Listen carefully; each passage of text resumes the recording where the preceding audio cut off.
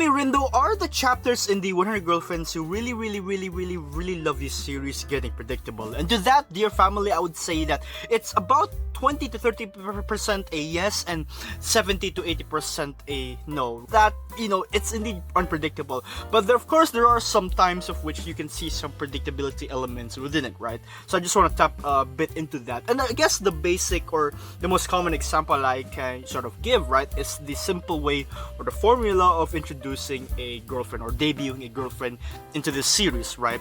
So what I mean by that is, for instance, in the chapter or after a huge milestone, not milestone, yeah, could be perhaps a milestone or a very important chapter that's focusing on a previous girlfriend, right?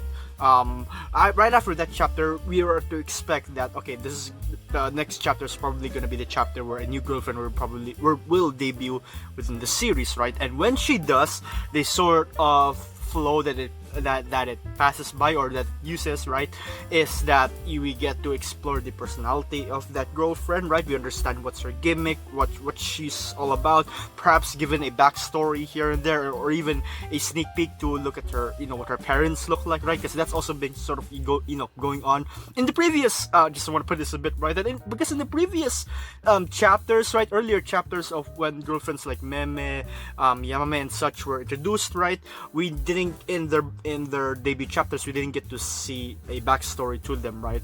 And it's only up until the bonus chapters where we get to see a look on the parents. So I think that's a pretty, nice detail to just throw in there. But anyway, yeah, backstory, sure. And then the soulmate rather confesses to Rentaro, and then they both go out with one another, right? Fast forward or following the next chapter, Rentaro will introduce this girlfriend to the rest of the members of the Rentaro family, right? Where, essentially in this chapter, it's a sort of chapter that goes through each and every one of the girlfriends, right?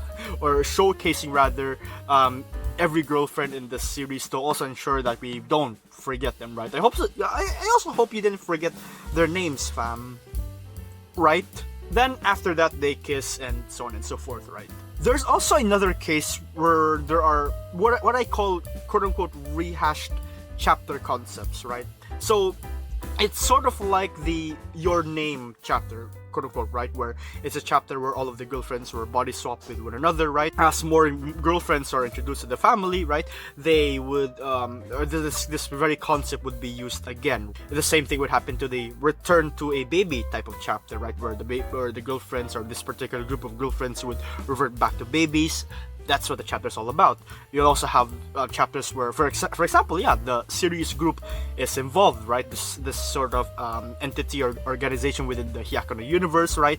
Where the normal things, right, can be taken to the very extreme. For example, the bathhouse chapter, right?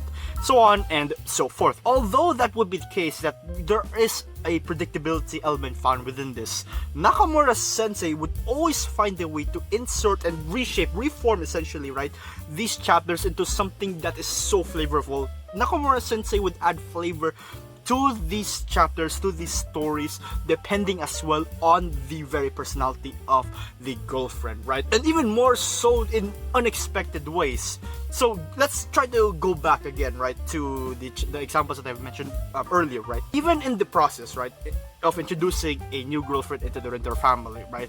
Sure, it's predictable that we're gonna go through each and every one of the girlfriends who are already part of the family, right? But it can also be taken in a very creative direction.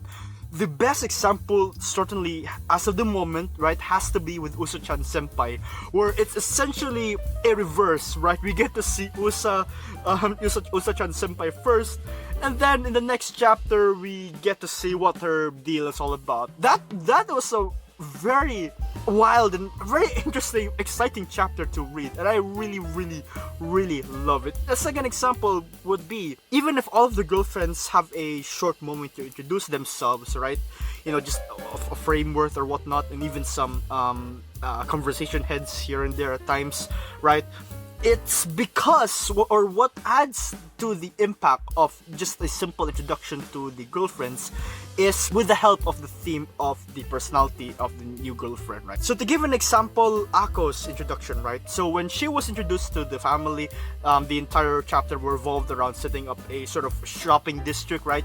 That serves the purpose of, not only giving us or introducing two girlfriends at the same time to Ako, right? But it also adds a very fun factor. It's all while doing so in a very fun and creative way. That is, being a shopping district and whatnot, right? We get to see what type of, stores these girlfriends would set up, right? And again, it also gives us a glimpse to their personality. Kishika's introduction, for example, would have this sort of one versus many type of kendo match, right? Very cool, very exciting, full of action here and there.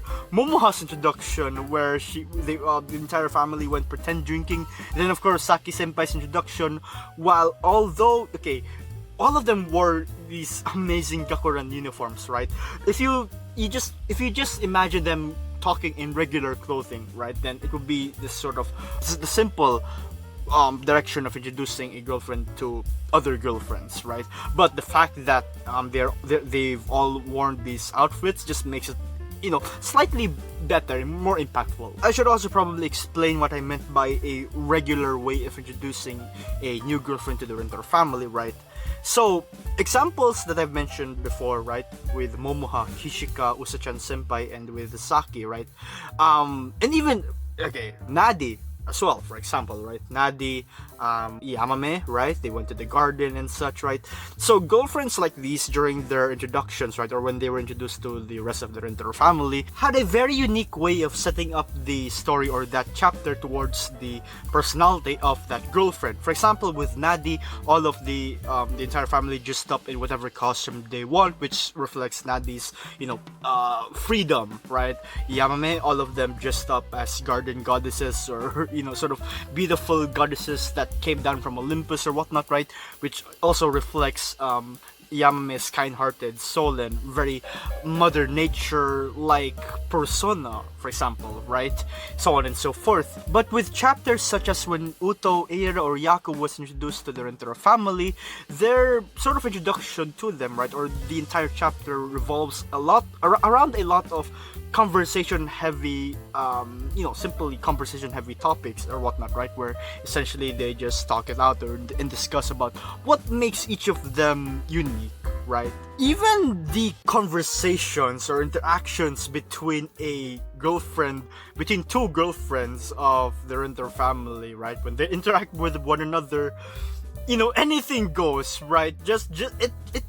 It's somehow there's a lot of ways, there are a lot of different possibilities for whatever type of conversation can happen, right? It's just so fun to read, fam. And why it's fun? Because it's unpredictable to see or know whether or not different girlfriends would, interact with one another or not. And somehow it would just, Nakamura Sensei would find a way to make it work and make it really entertaining and very wholesome as well. Again, a really beautiful story created from having two of these different, or two or more, all of these characters interact with one another, with all of them having different quirks and such. With that being said, thank you for listening, family, and take care.